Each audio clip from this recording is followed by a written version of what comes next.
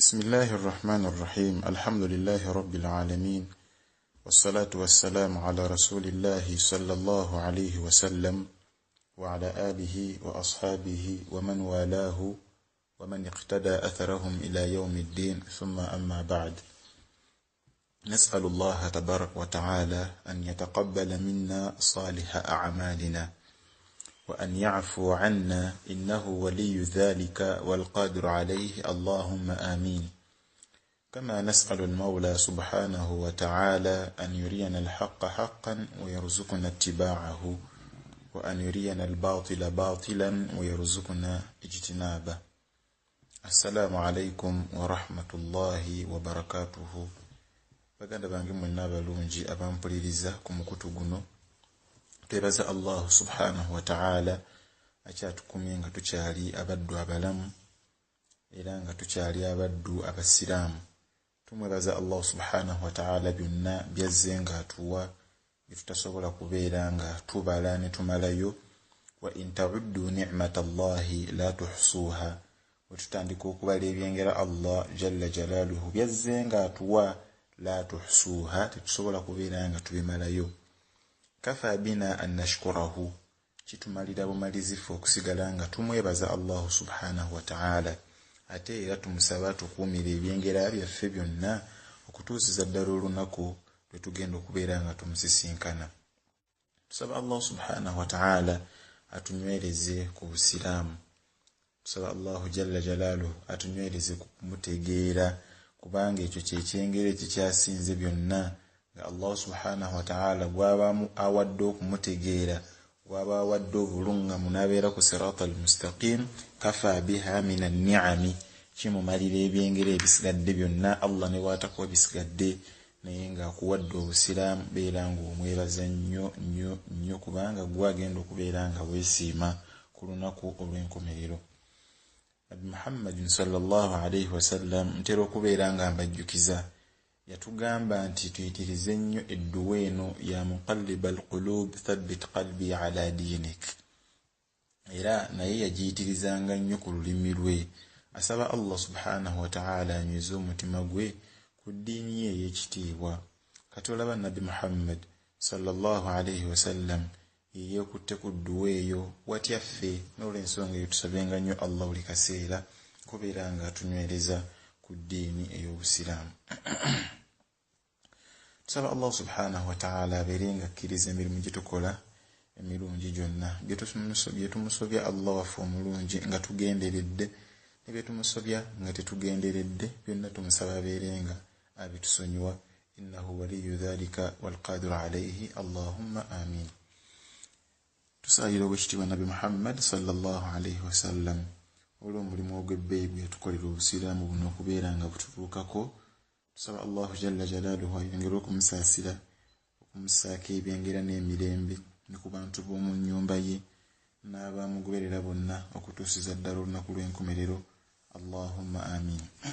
Baganda bange b'ebitiibwa, tugenda mu maaso n'ekitabo kyaffe ekiyitibwa ahkamul janaizi wa bid'uha, amateeka agakwata ku ngeri gye tuteekateekamu baganda baffe batuvudde ku maaso. Allah babeera jjuludde, tubateekateeka tutya? Iyo omuntu n'abeera ng'afudde ku kitundu ne bakubira seekaali Masaka ajja abeere nga yanaaza omufu, ajja abeere nga yakola ki? Oba muyinza okuba nga mugenze mu remote areas nga mumwekka mwabali omuganda wammwe afudde, munaatunuulira mutunuulire oba nedda? N'olw'ensonga ekitabo kino kijjuddemu ebintu ebyo byonna, butya bwe tuteekateeka baganda baffe enteekateeka ey'obusiraamu tuboolekeze eri Allahu subhanahu wa ta'ala. Bingi ebikolebwa ku bafu baffe ebya bid'a ebitakkirizibwa mu busiraamu, ebimu nga bizuule, ebirala nga si bikolwa bya busiraamu ebikolebwa ku bafu baffe. Ebyo byonna byonna tugenda okubeera nga tubirabira mu kitabo kyaffe kino biidhnillahi subhanahu wa ta'ala. Omulundi ogwayita twasobola okubeera nga tumalayo biki ebikakata ku mufu, biki ebikakata ku muntu ali ku buliri ng'obulwadde bumunyiinyiitiddeko, biki ebimukakatako okubeera ng'akola. Twasobola okubeera nga tubiraba omulundi ogwayita. Walillahi alhamdu. Olwaleero tugenda kubeera nga tulaba talqiinu almuhtadiri, talqinu almuhtadiri okubeera nga tulaqana okubeera nga tuwogera ekigambo la ilaha illa Allah ewali omuntu ono almuhtadir omuntu atuukiddwako okufa. Muhtadir y'omuntu nga mumulaba omwoyo gugenda omwoyo gutandise okukola ki okugenda oyo gwe bayita muhtadir. Olaba atandise okunyogoga ebigere olaba wuuyo atacyategeera ebigere ebinyogozi yenna atandise okwesika oyo gwe bayita almuhtadir. Kati gwamuliraanye olina kukola ki?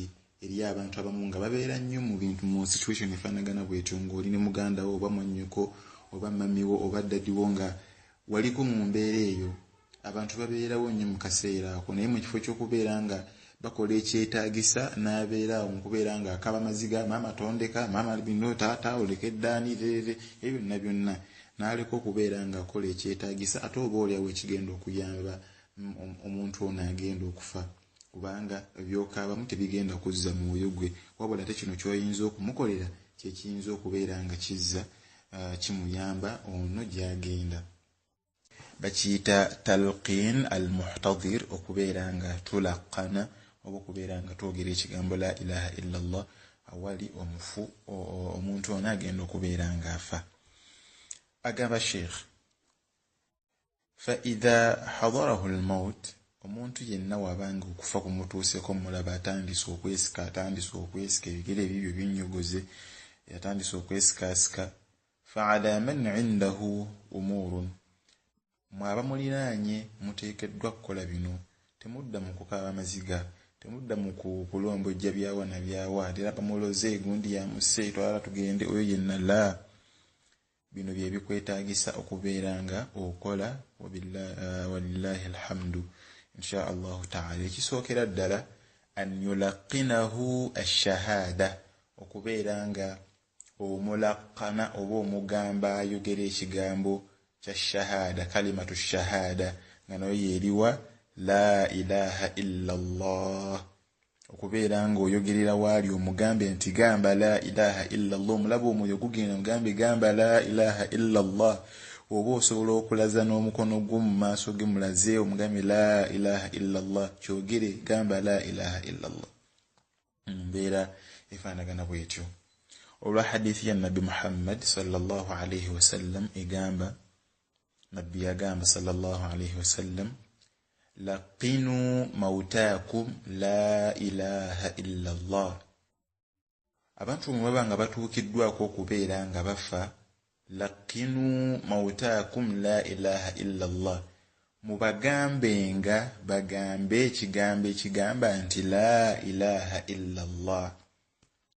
Omuntu omulaba yeesika tandika okwogererawo la ilaha illa Allah ate ng'omulagira taata gamba la ilaha illa Allah taata gamba la ilaha illa Allah gamba la ilaha illa Allah abeerenga Allah wamusaasira n'abeera nga akyogedde ekirungi kibeera kiddawa kibeera kidda gyali badalan min an tabki okusinga okuddaawo okukaaba obukaabi. Ati tujja kulaba ebintu ebimu ebizuule ebikolebwa ku bantu baffe Allah babajjuludde abantu bategeera bubi hadithi eno bagamba nti mautaakum kitegeeza ki? Kitegeeza omuntu amaze okubeera nga afa naye ng'ekigambo mautaakum kitegeeza almuhtadir omuntu atuuse ku njegozego z'okufa ng'ekiseera kiweddeyo oyo gwe bayita mautaakum kubanga era aba atuuse okukola ki? Okubeera nga afa. Gwe bagamba tubeere nga tumulaqana n'ekigambo ekigamba la ilaha illa Allah. Nabi Muhammad sallallahu alayhi wasallam kyava agamba man kana akhira kalamihi la ilaha illa Allah inda al-maut dakhala al-jannah omuntu yenna Allah gwasaasira n'asembyayo ekigambo la ilaha illa Allah ekiseera nga amaze okubeera nga afa Allah agenda kubeera nga amuyingiza ejjana. Allah agenda kubeera nga amuyingiza ejjana yawman min ad-dahr n'obanga okyo mu mwaka n'okyogeramu mulundi gumu Allah n'akukola ki? N'akutwaliraawo agenda kubeera nga akuyingiza ejjana. Wa in asabahu qablu dhalika ma asabahu niwankubadde ng'olina bye wajja okola emabegabega eyo kubanga wanyiiza ku Allah oba wasobya ku Allah naye Allah n'akusaasira busaasizi nekibeera nga kyekisembyeyo ku lulimi lwo ejjana ogimaze oba nteeka bulungi. N'olw'ensonga eyo fubanga nnyo okulaba ng'oyogera omugamba nnyo omuntu wo yatuusa okufa ayogere ekigambo ekyo akyogere kubanga bw'akyogera bwe kapa ejjana aba agimaze. Osobola okumugamba taata gamba la ilaha illallah n'omulemerako nnyo n'agamba la ilaha illallah naye abaana bange naye ate kino oyo tasembezaayo kigambo la ilaha illallah kyekirina okusembayo ku lulimi lwe. Dadi gamba la ilaha illallah n'agamba la ilaha illallah omwoyo ne gugenda oyo yasembezaayo ekigambo kya shahada. Naye oli akyogera ate nadda mu birala oyo aba tasembezaayo kalimatu ashahadati. Tusabe nnyo Allah ekitiibwa ekigambo kyaffe kiba kisembayo ku nnimi zaffe kibeere kya la ilaha illallah insha allahu taala. N'olw'ensonga eyo omuntu atuukiddwako okufa mugamba agambe la ilaha illallah. Hadithi wano bweziri endala Nabi Muhammad sallallahu alaihi wasallam agamba nti man mata wa huwa ya'lamu annahu la ilaha illallah dakhala aljanna. Omuntu yenna kasitaafa naye ng'akimanyi akakasa mu mutima gwe nti la ilaha illallah dakhala aljanna ajja kuba ng'ayingira ejjana ya Allah subhanahu wa ta'ala. Ate wakisembyayo kibeera kirungi nnyo gyali. Oyo bitaaqa oyo kkaadi wegenda okuyisaawo abantu either okugenda mu jjana oba okugenda mu muliro. Oli waba nga talina bitaaqa eyo talina kkaadi eyo ebibye n'ejjana abeere nga abyesonyiwa. Ekyokubiri oba n'ekyokusatu byonna biri wano agamba gwalinaanye omuntu ono omufu agenda okufa yani oteekeddwa okubeera nga ayyad'u lahu okubeera nga tumusabira birungi byereere kubeera nga tumwogerako birungi byereere ate nga tumusabira Allah abeere nga amusaasira amusonyiwe amunyweze amusaasire edduwa ezo zonna tusaba Allah asaasire asonyiwe addiremu omuntu ono agenda okufa. Nteeka bulungi wala taqulu fi hadrihi illa khayran.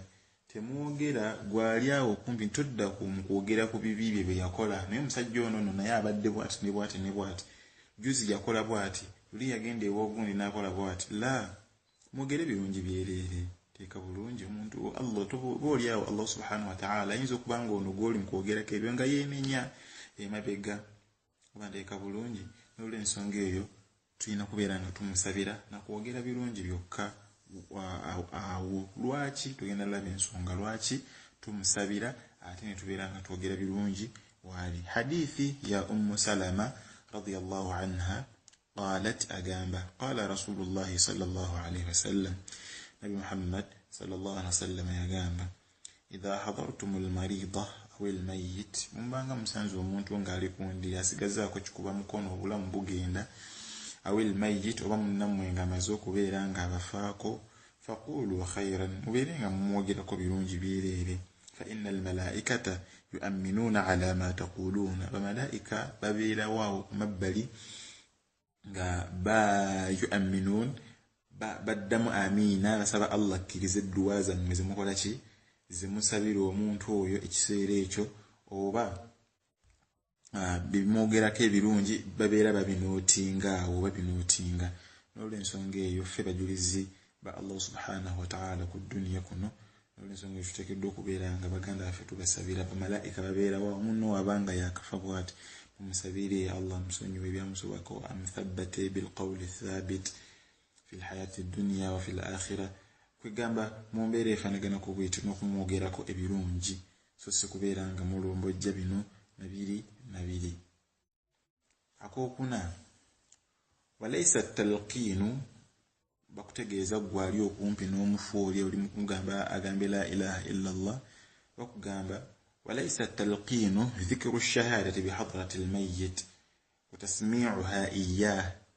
Tebagamba nti gwe bagambye okulaqqana oli oyogere ekigambo la ilaha illallah wali nti oddaawo gw'okyogere bwogezi olufuulenga luyimba la ilaha illallah la ilaha illallah la ilaha illallah mbwakipiikinge no si yenkola si bwotyo bw'oteekeddwa kikola oteekeddwa kikola otya bal huwa amruhu bi an yaqulaha oyina kumulagira bulagizi akyogere so si kudda okukyogerera ngolinga ali kupya linga ali kwathikalizo la mugambe mama gamba la ilaha illa Allah mama gamba la ilaha illa Allah bambi gamba la ilaha illa Allah omwegayirire olidde aberenga ayogera ekigambo ekyo la ilaha illa Allah omulagira bulagizi nti qul la ilaha illa Allah khilafa lima yadhunnu an-nas kubanga abantu abasinga balowooza nti okyogera bwogezaawo noyimba oli nakipiikinga no mulagire omugambe gamba la ilaha illa Allah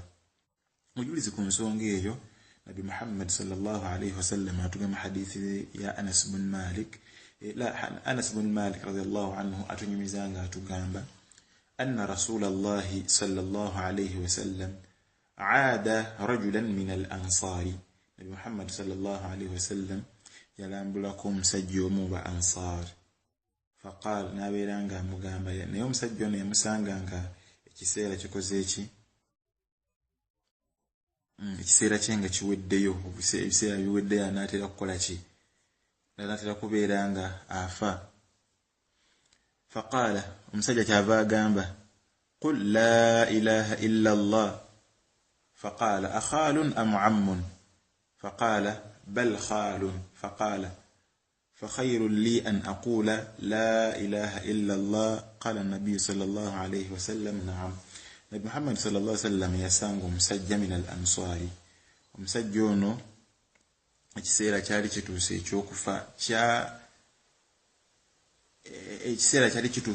ekyokufa ekya khal mu Luganda tuyinza kumuyitanga kojja naam yabeera khal kakati omusajja ono ng'agamba khalwe kojja wa mugamba qul la ilaha illa Allah qul la ilaha illa Allah ngamulagira agambe ekigambo la ilaha illa Allah Nabi Muhammad sallallahu alayhi wasallam kyava mugamba akhalun am ammun ono kojjawo oba taatawo muto faqala omusajja namugamba bal khalun wabulani kojja wange si taata wange muto si taata wange muto wabulani kojja wange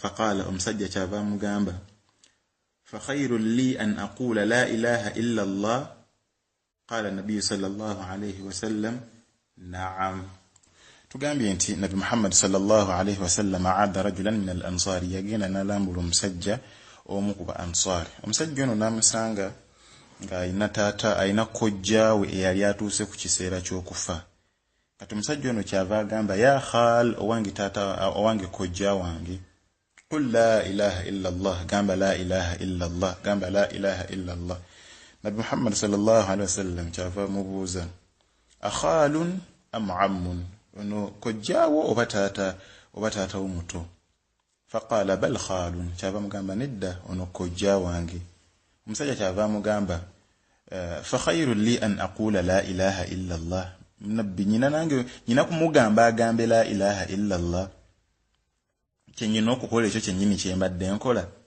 faqala an-nabiy sallallahu alayhi wasallam na'am nabbi kyava mudamu namugamba nti ye bwoteekeddwa kikola yani tuyina kugamba muntu nti gamba la ilaha illa Allah muyite erinnya taata gamba la ilaha illa Allah mama gamba la ilaha illa Allah mumbeera efanagana bwito sosi ngedda etwakolanga kubeera nga twayimbanga buyimbi kigambo la ilaha illa Allah la ilaha illa Allah ataba mbachiyembo omuntu amaliza nakufanga mutwala mu ntaana ekitali kituufu nolensonge obujulizi ku nsonga eyo tutuyina kulagira bulagizi muntu ng'omugamba so si kuyimba buyimbi kigambo ekyo awo wali ekintu ekirala ekiddako biidhnillahi subhanahu wa ta'ala gwe kyotekeddwa okumanya kufa abalinaanye omuntu ono agenda okufa oba omuntu okufa nga kumutuuseeko nga afudde tugamba nti tokkirizibwa kubeera ng'osoma suratu yasin waali amma qira'atu suratu yasin indahu okubeera nga tusoma suratu yasin awali omuntu oyo watawjihuhu nahwa alqibla falam yusahha fihi alhadith hadithi eziyongera ku nsonga eyo Sheikh agamba nti si ntuufu zirinamu okwekenneenya okw'ekika ekya waggulu okusoma suratu Yasin eli omuntu nga anaatera okufa ali mu kwesika abantu batandika okukoleeza Yasin awo abana ne bamutunuza mu kibula. Hadith ezogera ku nsonga eyo sinnamu zirimu ebyokwebuuzaako bingi. Bal karihahu Sa'id ibn al-Musayyib kariha Sa'id ibn al-Musayyib tawjihuhu ilayha. Ye sahaba yitibwa Sa'id ibn al-Musayyib ye yatamwa n'okutamu ekikolwa ekyo ekyakolebwa eky'okumutunuzaawa mu qibla. Yatamwa ekikolwa ekyo eky'okubeera nga tumutunuza mu qibla. Hadithi yeno wano ebyaliwo ku bya Sa'id ibn al-Musayyib. عن زرعة بن عبد الرحمن أنه شهد سعيد بن المسيب في مرضه وعنده أبو سلمة بن عبد الرحمن. Omusajja ayitibwa Zur'a bin Abdurrahman yagendako ewa Sa'id eba yaliwo ekiseera Sa'id ibn al-Musayyib we yalinga mulwadde nnyo ng'obulwadde bumuli bubi. Era mu kaseera ako waaliwo n'omusajja omulala yayitibwa Abu Salama bin Abdurrahman. Bali bakyali awo, Sa'id ali wali obulwadde bumuli bubi, yenna musajja wattu obulwadde bumutwalaganya. Faghashiya ala Sa'id, nabeeranga yakola ki? Nabeeranga yagweri n'azirika. Obulwadde bwamuluma nnyo nabeeranga yazirika. Ani azirika? Sa'id ibn Musayyib. Kati wemala okubeera nga azirika, fa amara Abu Salama an yuhawwila firashahu ila al-Ka'ba.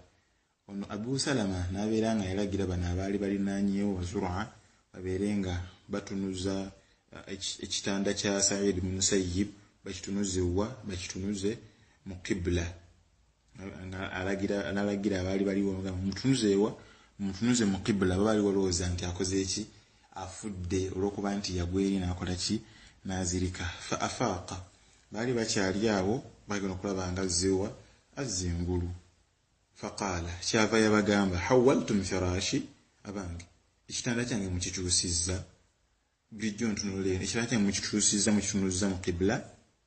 Faqaalu na'am, bamudde mugamba nti ye tukoze ki? Tukikyusizza munnange. Fanadhara ila Abi Salama. Sa'id ibn al-Musayyib kyava atunuulira Abi Salama n'amugamba nti araahu bi'ilmika, kyokoze kirinako obukakafu, kyokoze gwe olaba kye kituufu ekiteekeddwa okubeera nga kikolebwa kirinako okumanya. Naam, ani yalagidde okubeera nga kikolebwa? Faqaala ana amartuhu, Abu Salama kyabagamba nze yabalagidde, naye nga nekiyakoze yali takola ki? Takirinaako kumanya. Fa amara Sa'idun an yu'aada firashu, Sa'id ibn Musayyib kyabalagira okitanda kye bakizzeeyo nga bwe kyabadde. Awo ne tutegeererawo nti yali sahaba ekikolwa ekyo ekyokukyusa obufaliso oba ekyokukyusa ekitanda bakitunuze mu qibla si kya mu Busiraamu. Naam, si kya mu Busiraamu, oba oliawo ebimu ku bintu ebikolebwa naye nga bya nsobi. Olw'ensonga eyo tetukkirizibwa kusoma Yasin wali mufu oba okubeera nga oba wali omulwadde okubeera nga tumusomera Yasin oba okubeera nga tumukyusa tumutunuze mu qibla, kubanga sahaba yitibwa Sa'id ibn Musayyib ye yakitamwa ekikolwa ekyo ekyakolebwa. Wallahu subhanahu wa ta'ala a'lam. Akalala agamba nti wala ba'sa fi an yahdura al-muslimu wafata al-kafir. Tekirinaamu bwa haramu bwamu musiraamu kubeera nga agenda wali okufa kw'omuntu nga mukafiri, ng'alaba buli mukafiri anaatera okufa aliko kikuba mukono. Gwe omusiraamu tekikugaana kugenda wali ku kitanda kye kuba ku buliri bwa mu ddwaliro lyalimu kubeera nga omulambula oba okubeera nga liyu'rada alayhi al-islam, kubeera nga omugamba asiramuke akaseera ako kaalimu. Tekirina yadde eddakiika emu n'emu ey'obwa haramu kubeera nga ogendawo okubeera nga omugamba agambe la ilaha illa Allah rajaan an yuslama. Oyo oli awo ayinza okukola ki? Ayinza okusiramukiraawo n'ayingira ejjana ya Allahu subhanahu wa ta'ala. Tekirina mu bwa haramu era kikkirizibwa emirundi 10 omusiraamu okugenda ewali omukafiri omulwadde nobeeranga omugamba agambe la ilaha illa Allah okumwagazisa obusiraamu abeerenga abuyingira.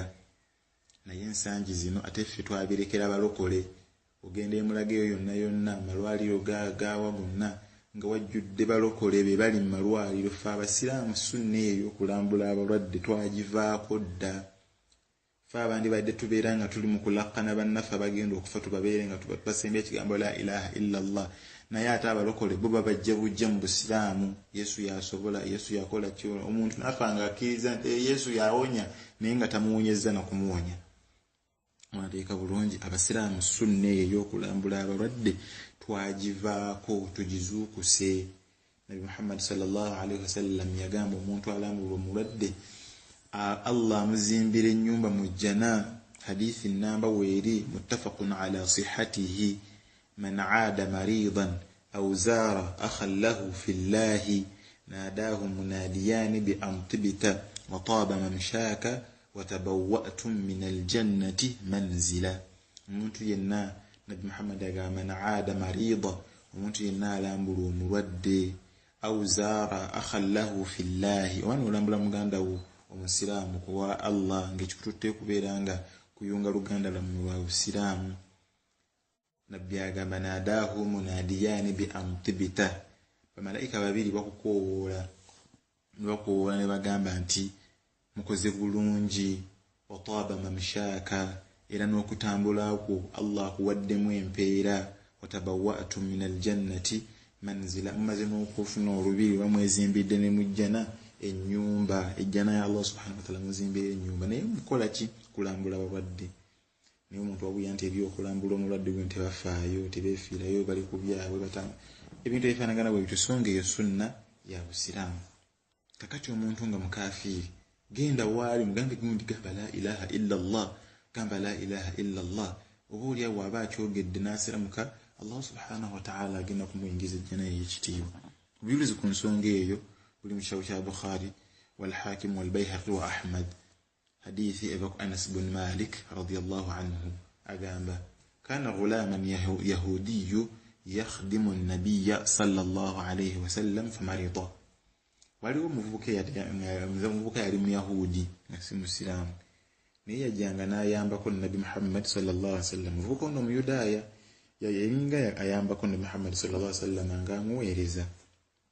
Famarida, omuvubuka oyo yatuuka ekiseera n'alwala. فأتاه النبي صلى الله عليه وسلم يعوده. Nabi Muhammad sallallahu alaihi wasallam n'agenda yo omuvubuka ono okumulambula obulwadde obwali bumuluma. Ndowooza olaba nabbi alambulaani muvubuka muyahudi, si musiraamu wala muyahudi.